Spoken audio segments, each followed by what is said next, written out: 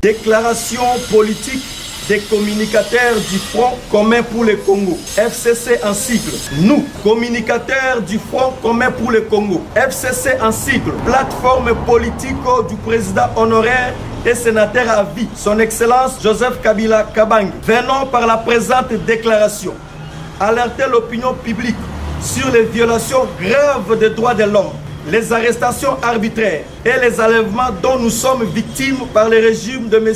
Félix Tshisekedi Tshilombo. En date du 11 septembre 2023, à 18 h, l'un des nôtres, le camarade Nestor Kipala Essang, a été l'objet d'un enlèvement par des hommes lourdement armés en tenue civile, présentés comme étant les agents des services spécialisés. Elles l'ont conduit dans une destination inconnue jusqu'à ce jour. Une semaine plus tôt, notre camarade recevait des menaces téléphoniques en outrance suite à sa prise de position dans une vidéo lors de la démolition du mur de la résidence de notre autorité idéologique, le camarade Joseph Kabila Kabange à Kinshasa dans la commune de la Gombe. Sans nul doute, c'est cette vidéo qui a fait l'objet de son enlèvement ce jour dont on ignore où il se trouve. De tout ce qui précède, les communicateurs du Front commun pour le Congo dénoncent un climat de terreur créé et voulu dans le but d'accentuer les arrestations arbitraires et enlèvements. L'instauration de la pensée unique en RDC et de la dictature en arrêtant sans raison les communicateurs du camp politique adverse, en l'occurrence le FCC. Il s'observe la politisation des services publics de l'État en RDC. Le régime de M. Félix Tshisekedi révoque et suspend, sans respect des dispositions statutaires et réglementaires des agents publics de l'État, tout individu membre d'un parti politique autre que celui de l'IDPS, Union Sacrée. À titre illustratif, le cas de notre camarade Kazadi Moulumba, agent au sein de la Caisse nationale de sécurité sociale, CNSS en cycle, et celui du camarade Nestor Kipalamoto, suspendu. Les communicateurs du Front commun pour le Congo rappellent à l'opinion publique que durant le règne de leur autorité idéologique, son Excellence Joseph Kabila Kabange, aucun communicateur de l'IDPS, parti de l'opposition de l'époque, n'a été enlevé ou arrêté de manière arbitraire. Le régime de l'IDPS a désormais conçu un projet machiavélique pour arrêter tous les communicateurs du Front commun pour le Congo qui continueront à critiquer démocratiquement leur pouvoir. Nous alertons l'opinion nationale et internationale. Si un malheur arrivé à un communicateur du Front commun pour le Congo, nous tiendrons le régime de M. Félix Tshisekedi pour responsable. Le communicateur du Front commun pour le Congo attire l'attention de la communauté nationale et internationale, les ONG des droits de l'homme, les agences des Nations Unies sur la dégradation de la situation politique et sécuritaire en RDC. Les communicateurs du Front commun pour le Congo exigent la libération immédiate et sans condition aucune de notre camarade Nestor Kipalamoto enlevé et détenu dans les lieux secrets. Les communicateurs du Front commun pour le Congo informent l'opinion nationale qu'en dépit des menaces, arrestations arbitraires, les enlèvements, les intimidations, les licenciements et les suspensions abusives de nos camarades au travail, nous continuerons à défendre la République et le peuple congolais dans l'espace médiatique, conformément à la Constitution du 18 février 2006, telle que modifiée à ce jour et aux lois de la République.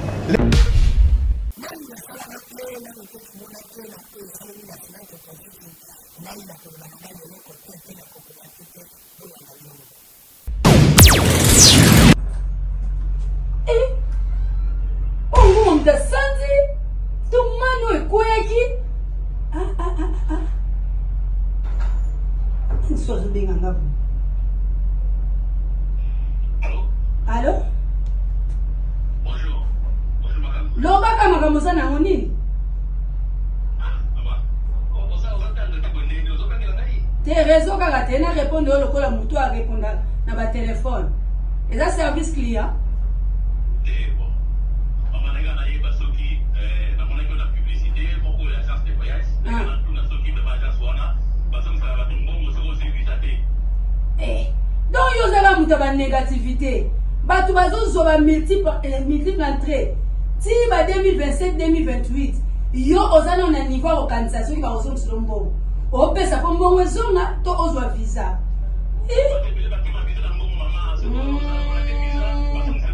Osez 4 et 6, nous tapez des fois. Yaka na smart consulting. Kuna place pa viser belé zali. D'ailleurs devant moi na za awa. Na omuna Canada te me ba Canada. Smart yo. Aussi service bien. Neti bino bata ya ba désordre tozongisa. Et puis n'intimité tozongisa po ata soko pesi mbongo na yo mbongo ekozonga te me visa nde mute kozonga. Merci maman, merci beaucoup. Tala muta négativité oyo. Ah, encore.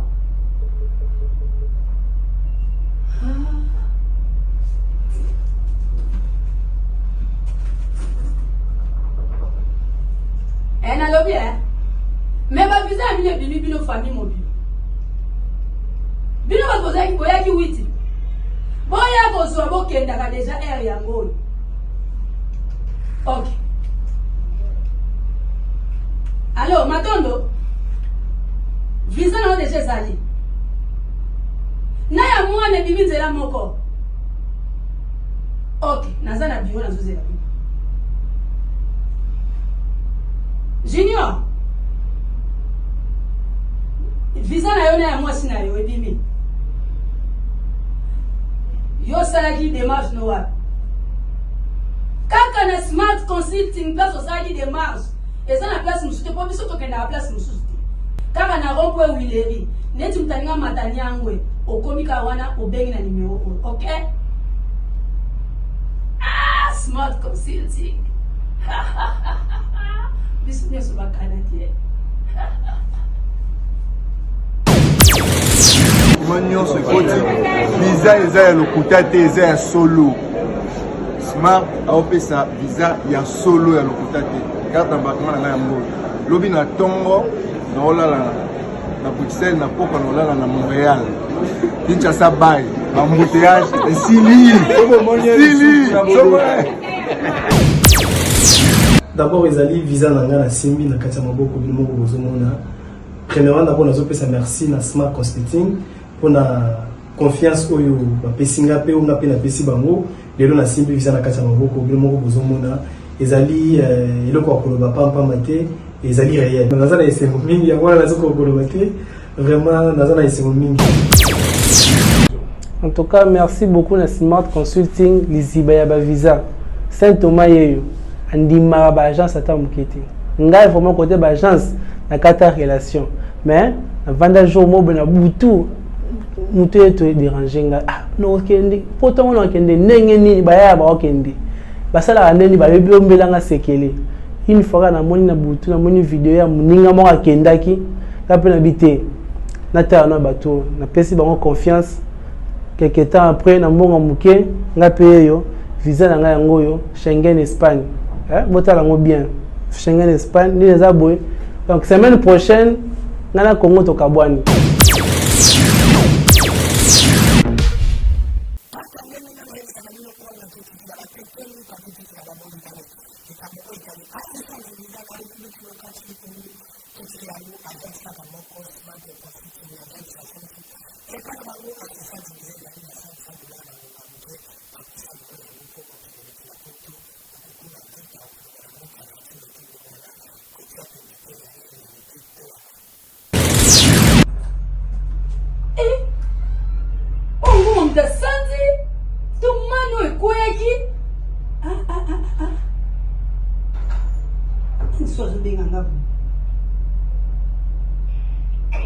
Allô?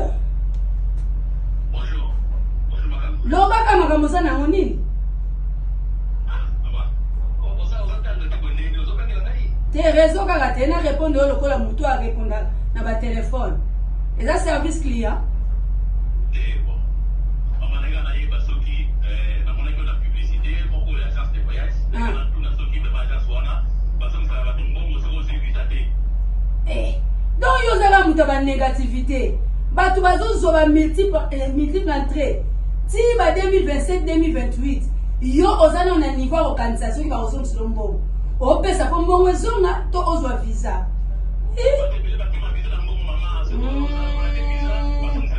Ose 4 et 6 mutape des fois. Yaka na smart consulting. Kuna place ba viser belé zali. D'ailleurs devant moi na za awa. Na umuna Canada te me ba Canada. Smart yo. Aussi service bien. Neti bino bata ya ba désordre botozongisa. Et puis na ntimite tozongisa po ata soko pesi mbongo na yo mbongo ekozonga te me visa nde mute kozonga. Merci maman, merci beaucoup. Tala muta négativité o. Ah! Encore!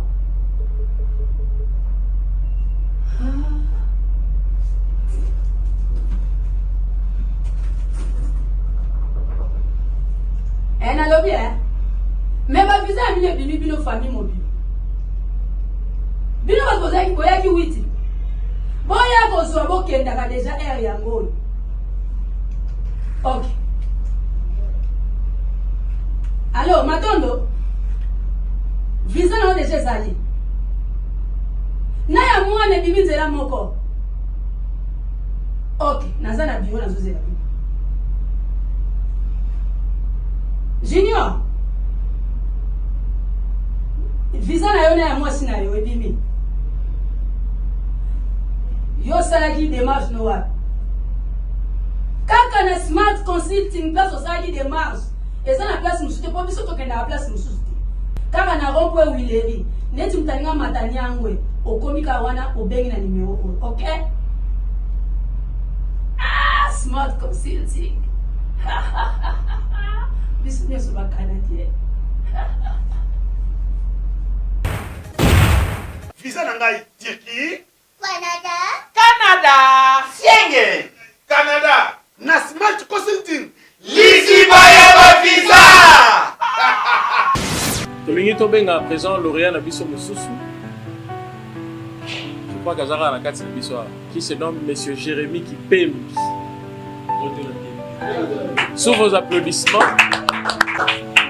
Voilà Monsieur Jérémy Kipembi.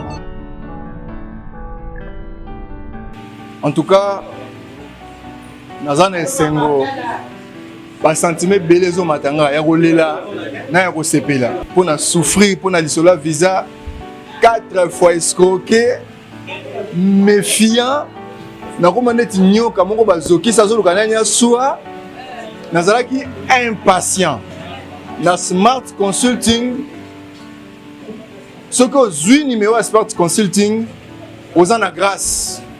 Pourquoi? Parce que aux en a mauvaise adresse. Visa eza lokuta te eza ya solo. Smart aopé sa visa ya solo ya lokuta te. Carte d'embarquement na ngai mbo. Lobi na tongo na olala na Bruxelles na poko na olala na Montréal. Kinshasa bay, embouteillage esili. Amsa ito wasabi. Aremese rap.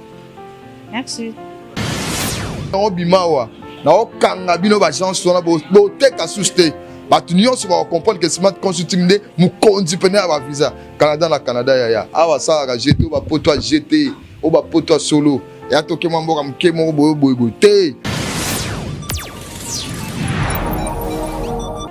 nazo senga merci na agence Smart Consulting Liziba ya ba visa ne ke lo ba mara lelo vraiment na moni que vraiment baza Liziba donc ndé vraiment balobaka na Kikongo bongele meso mwene donc na su vraiment visa na nga ya Canada multiple entrée donc il y a 4 ans. Au début tant na ya ki ezaki facilité na outi na ba agence ebele na zu barnac Pour conseiller tous les jeunes qui veulent aller au Canada, les Canadiens Smart Consulting, vous allez décider Yango, ouais? Vous allez Tembe Sili. Merci beaucoup.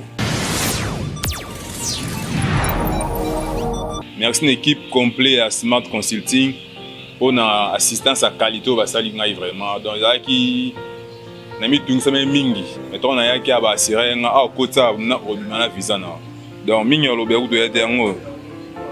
Oba mingi manga passe. Merci Smart Consulting.